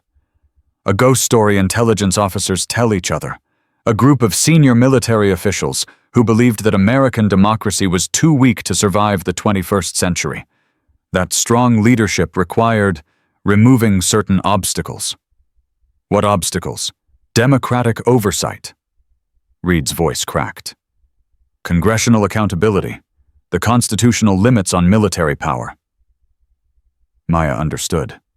Prometheus wasn't a criminal network. It was a coup. A slow-motion overthrow that had been building for 30 years. Harrington isn't selling secrets for money. Maya's voice was hollow. He's selling them to weaken American institutions, to prove that civilian leadership can't protect the country. And when the institutions fail, the military steps in. Maya finished the thought. With people like Harrington at the top. The silence that followed was absolute. Two women standing in a command center staring at each other across a chasm of understanding. This wasn't about revenge anymore. This wasn't about Jason or her mother or 15 years of corruption. This was about stopping a coup before it happened. Tomorrow night. Maya's voice hardened. I'm going to that reception. I'm going to get Harrington on record, and I'm going to bring this entire thing down. Reed nodded slowly. Then God help us all. The reception was in full swing when Maya arrived. Her dress was simple, elegant, hiding the bandages that still wrapped her left side. Her credentials identified her as a junior analyst from Naval Intelligence, a nobody invisible, exactly what she needed to be. Sullivan's voice crackled through the tiny earpiece hidden behind her hair. I've got eyes on Harrington. Northwest corner. He's surrounded by 3 aides and 2 security officers. I see him. Maya moved through the crowd, accepting a glass of champagne she had no intention of drinking. Give me 15 minutes to get into position. Maya. Torres's voice joined the channel. Your father is secure. He wanted me to tell you something. What? He said trust your instincts, and that he's proud of you. Maya's throat tightened. She pushed the emotion down, locking it away. There would be time for feelings later, if she survived. She worked the room, slowly stopping to exchange meaningless pleasantries with officers she didn't know, contractors she didn't care about. All the while, she watched Harrington from the corner of her eye. He was impressive in person. 63 years old, silver hair, the kind of commanding presence that made people want to follow him. His laugh was warm. His handshake was firm. He looked like exactly what he pretended to be, a patriot who had devoted his life to serving his country. Maya knew what he really was. She waited until Harrington excused himself from a group of donors. He moved toward a private alcove, his security detail remaining at a respectful distance. This was her moment. She intercepted him before he reached the alcove. Admiral Harrington? Maya kept her voice soft, respectful. I'm sorry to interrupt. I'm Analyst Chen, Naval Intelligence. Harrington's expression flickered. Recognition. Calculation. Then the mask slid back into place. Chen, he smiled warmly. Any relation to Colonel David Chen? He's my father, sir. Wonderful man. We served together briefly many years ago. Harrington gestured toward the alcove. Walk with me, analyst. I'd love to hear how David is doing. Maya fell into step beside him. Her heart was pounding, but her face showed nothing. They entered the alcove. Harrington's security remained outside, close enough to respond, but far enough to give privacy. Exactly as Maya had hoped. So, Harrington's voice changed the moment they were alone. The warmth vanished, replaced by something colder, sharper. You're Jason's sister. Maya didn't flinch. You knew Jason. I knew of him. Harrington turned to face her. His eyes were ice. Talented officer. Idealistic. Unfortunately, idealism gets people killed in our line of work. Is that what happened to him? Idealism? Harrington studied her for a long moment. What do you want, Analyst Chen? You didn't crash this reception to make small talk. Maya made her move. I have Webb's phone. She watched his face carefully. All 15 years of communications, financial records, operational directives. Everything. Nothing changed in Harrington's expression. But something shifted behind his eyes. A predator assessing a threat. Captain Webb died in an unfortunate accident. Harrington's voice was calm. I'm not sure what his phone has to do with me. Tower. Maya spoke the word clearly. That's what Webb called you in his communications. Tower. The one who gave orders. The one who signed off on my brother's death. Silence. Harrington's smile didn't waver, but his posture changed. Slightly. Dangerously. You're making very serious accusations, analyst. His voice dropped.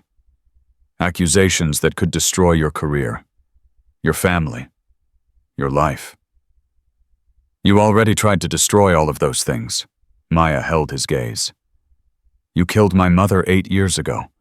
You killed my brother 16 months ago. You've been hunting my family since before I was born. Harrington was quiet for a moment. Then he laughed. The sound was soft, almost admiring. You're brave. He shook his head slowly. Foolish but brave, just like your father, just like your brother. So you admit it. I admit nothing. Harrington's voice hardened. But let me explain something, Lieutenant. Yes, I know your real rank. I've known about you since the moment you arrived at Little Creek. Maya's blood chilled. He knew. He had always known. You think you're the hunter? Harrington stepped closer. You think you've been clever turning my assets, gathering evidence, building a case? But you've been playing in a game you don't understand. A game that's been running since before you were born. Prometheus. Maya threw the word like a weapon. I know about the initiative. I know what you're planning. For the first time, something flickered in Harrington's expression. Surprise. Quickly masked, but real. Your father. Harrington nodded slowly. He told you. Of course he did. The old fool never could keep his mouth shut. He told me everything. Maya pressed forward. The plan to undermine democratic institutions. The slow-motion coup you've been building for 30 years. The network of true believers you've planted throughout the military. Harrington was silent for a moment. Then he sighed, almost sadly. You understand nothing. His voice carried a weight of conviction that made Maya's skin crawl. Do you know what this country has become? Weak. Divided. Led by politicians who care more about polls than security.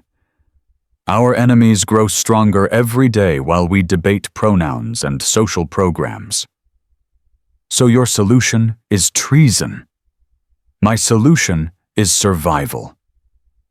Harrington's eyes burned with fervor. America needs strong leadership, clear direction.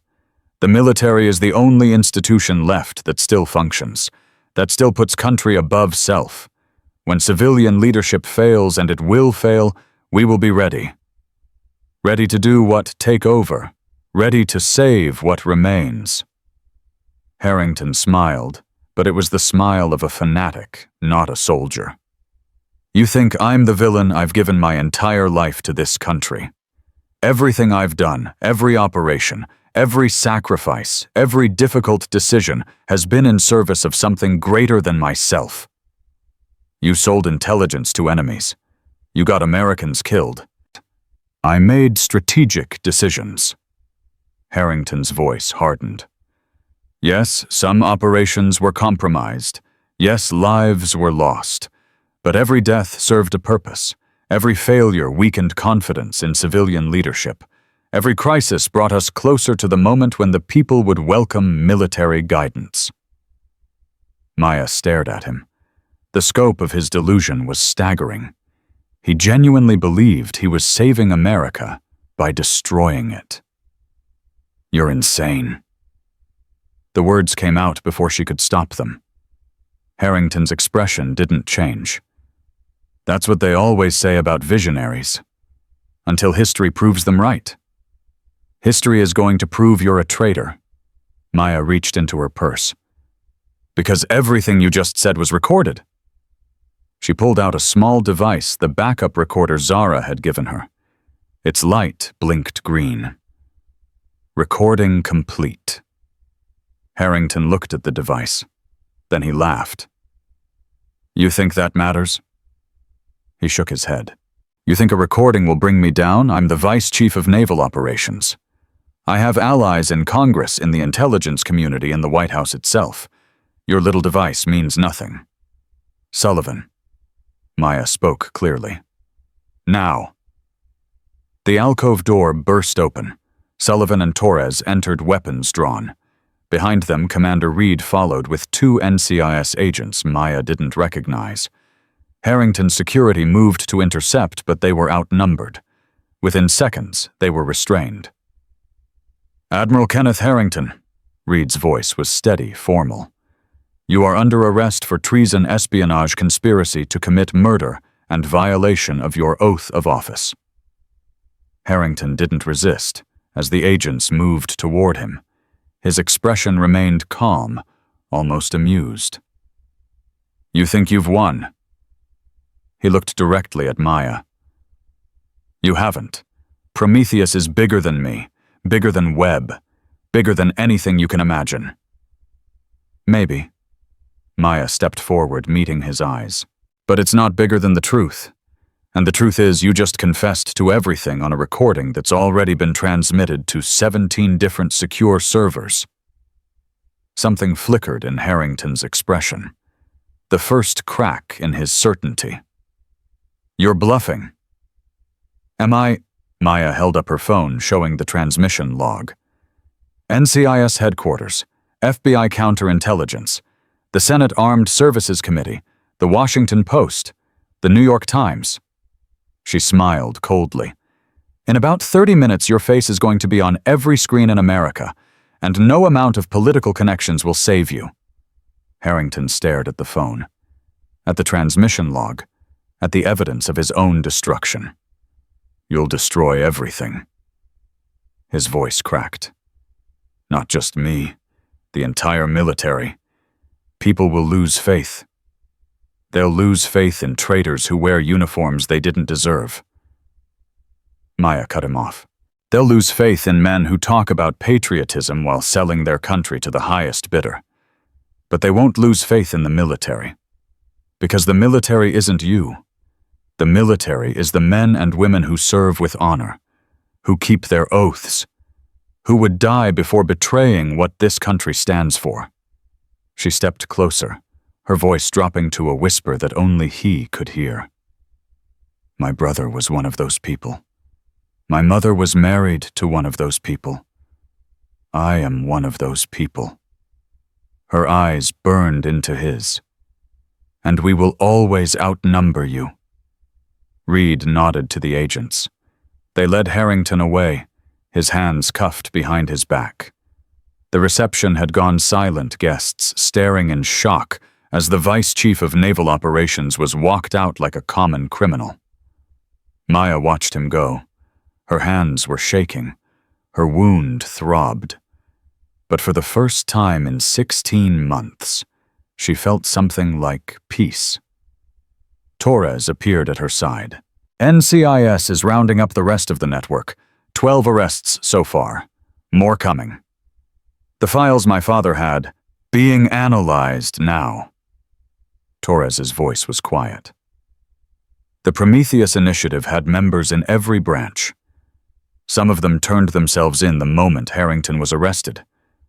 Others are trying to run. They won't get far, Sullivan joined them. Every airport, every border crossing, every point of exit is being watched. This thing is over. Maya nodded slowly. Over.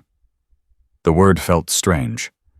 For so long, this mission had consumed everything, her thoughts, her energy, her purpose. Now it was ending, and she wasn't sure what came next. Reed approached her, expression complicated. The president wants to thank you personally. There's a ceremony being planned. Medal of Honor. I don't want a medal. Maya's voice was tired. I want to see my father. Reed nodded. The helicopter is waiting. The flight took 40 minutes. Maya spent most of it staring out the window, watching the lights of cities pass below.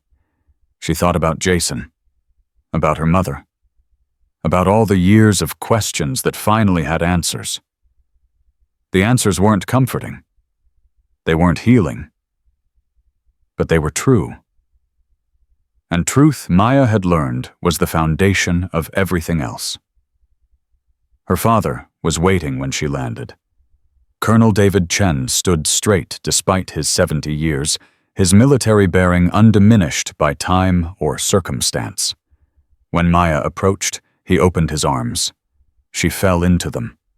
For a long moment they stood there, father and daughter, holding each other in the silence that only family understands. No words were necessary, no explanations required.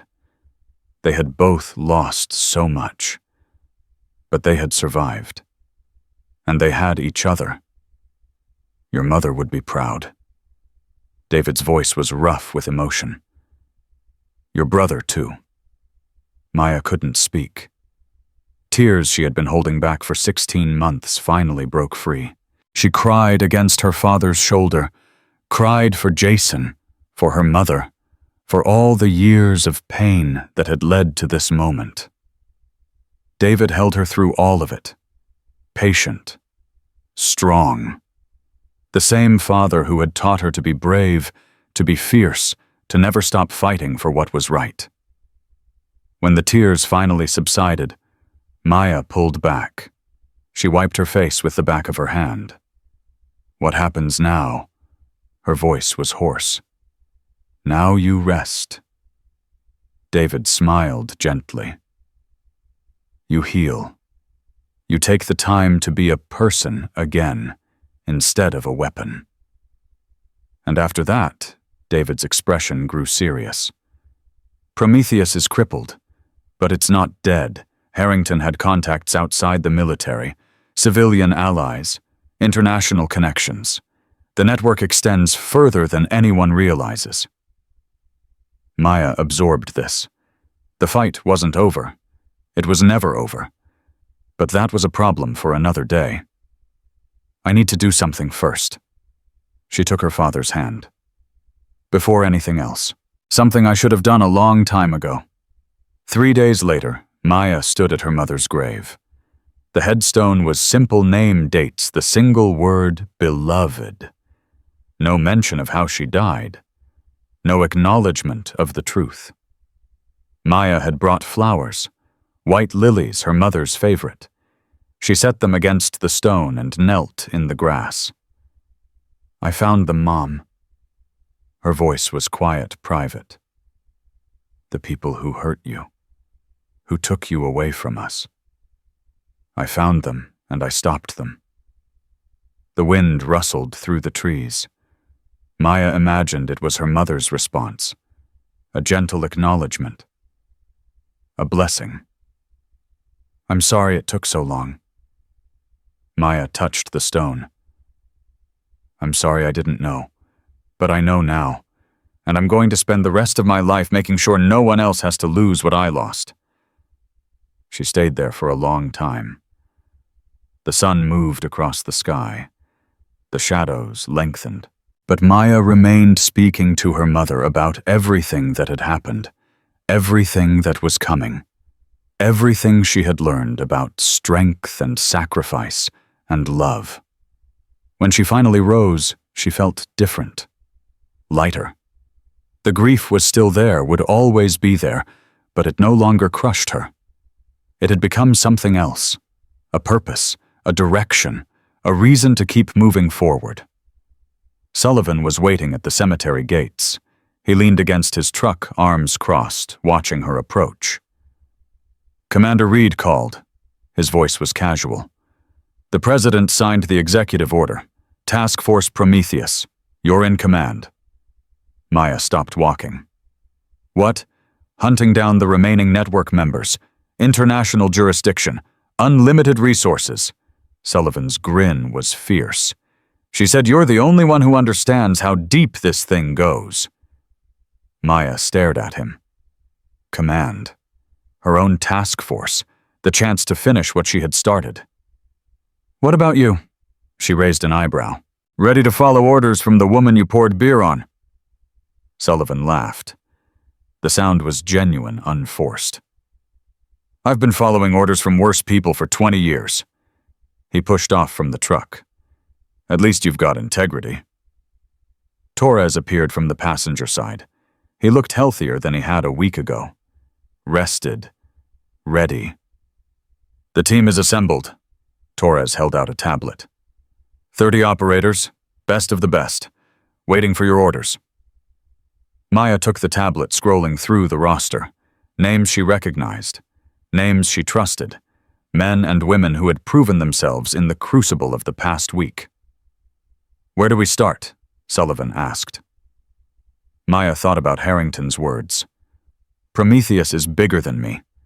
International connections. The network extends further than anyone realizes." "London." Maya's voice hardened. "Harrington's communications mention a contact there, someone called Architect.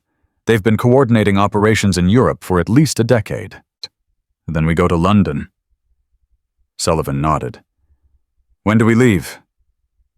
Maya looked at the cemetery behind her, at her mother's grave, at the peaceful resting place of a woman who had been murdered for being married to the wrong man. "Now." Maya turned toward the truck. "We leave now." The drive to the airfield was quiet. Maya sat in the back, reviewing files on the tablet, building profiles of the people she was about to hunt. Sullivan drove. Torres monitored communications. They were a strange team, the Master Chief who had humiliated her, the petty officer, who had watched in silence the young lieutenant who had nearly died, exposing the truth. But they had been forged in the same fire, tempered by the same losses, united by the same purpose. The helicopter was waiting when they arrived. Commander Reed stood beside it, her expression grave. "One more thing before you go." Reed handed Maya a folder. "This came in an hour ago. Encrypted transmission from an unknown source." Maya opened the folder. Inside was a single photograph. A man standing in front of an ornate building. 60s distinguished, wearing the insignia of a senior NATO official. And written across the bottom in elegant script, "The Chen girl is coming. Prepare accordingly." The message was signed with a single word, Architect. "They know we're hunting them." Maya's voice was ice. "Yes." Reed's expression was grim. "And they're ready." Maya stared at the photograph. The face of her next target, the next link in the chain that led to the people who had destroyed her family. "Good." Maya tucked the folder into her bag. "I want them to know. I want them to feel what it's like to be hunted. To know that someone is coming for them, that there's nowhere to run, nowhere to hide." She climbed into the helicopter. Sullivan and Torres followed. The rotors began to spin. "Maya," Reed called out over the noise. "Be careful. These people have survived for 30 years by being ruthless. They won't hesitate to kill you." Maya looked back. Her expression carried the weight of everything she had lost, everything she had learned, everything she was prepared to sacrifice. "Neither will I." The helicopter lifted into the sky. Below, the airfield shrank to a dot. Ahead, the horizon stretched toward London, toward Europe, toward a network of shadows that had operated in darkness for 3 decades. Maya watched the land fall away. Her hand drifted to the dog tags around her neck, Jason's tags recovered from his personal effects after Beijing. She had worn them every day since receiving them. A reminder. A promise. "I'm coming, Jason." She whispered the words to the wind. I'm finishing what you started. Sullivan's voice crackled through her headset. ETA to London, 6 hours. What's the plan? Maya pulled up the file on Architect. NATO official. 30 years of service. Connections across every major intelligence agency in Europe. He had helped build the post-Cold War intelligence framework. He had used that access to build something far darker. We make contact with local assets, establish surveillance, find out everything about Architect's operation. Maya's voice hardened. And then we bring him down, just like we brought down Harrington. And if he runs... Maya thought about her mother, her brother. All the people who had died because men like Architect believed they were above the law. Then we follow, Maya's eyes fixed on the horizon. However far, however long, however hard, we follow until there's nowhere left to run. The helicopter banked toward the coast, carrying 3 warriors toward a war that would span continents. Behind them, America was waking up to the news of Admiral Harrington's arrest. The networks were running footage of his perp walk. The newspapers were printing headlines about treason in the highest ranks. But Maya wasn't watching the news. She was already thinking ahead, to London, to Architect, to the long road that still stretched before her. She had entered this fight as a woman seeking answers about her brother's death. She was leaving it as something more. A hunter, a warrior, a protector of the ideals that men like Harrington had betrayed. The world was full of shadows, full of people who believed that power justified any action, that patriotism excused any crime, that the strong had the right to prey on the weak. Maya had learned something different. She had learned that true strength wasn't about power. It was about integrity, about standing for something greater than yourself, about fighting for the people who couldn't fight for themselves. Her mother had understood that. Her brother had died for it. Her father had spent his life in service to it. And now it was her turn. The helicopter flew on through the gathering darkness, carrying Maya toward the next battle, the next enemy, the next step in a journey that would not end until justice was complete. She thought about the SEALs who had laughed when Sullivan poured beer on her head. She thought about Webb, who had believed she was just a frightened girl. She thought about Harrington, who had underestimated her until the handcuffs closed around his wrists. They had all made the same mistake. They had looked at her and seen what they expected to see: a young woman, small, unthreatening, easily dismissed. They had been wrong. Maya Chen was her father's daughter, her mother's legacy, her brother's vengeance.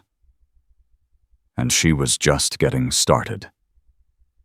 The night swallowed the helicopter as it crossed the Atlantic. Somewhere ahead, enemies waited in shadow, believing they were safe, believing they had escaped the reckoning that was coming. They were wrong, too, because Maya Chen had made a promise on her mother's grave, a promise to her brother's memory, a promise to everyone who had ever been betrayed by the people sworn to protect them. She would find the shadows. She would drag them into the light. And she would never, ever stop. That was her oath, her mission, her purpose. And she would keep it until her very last breath.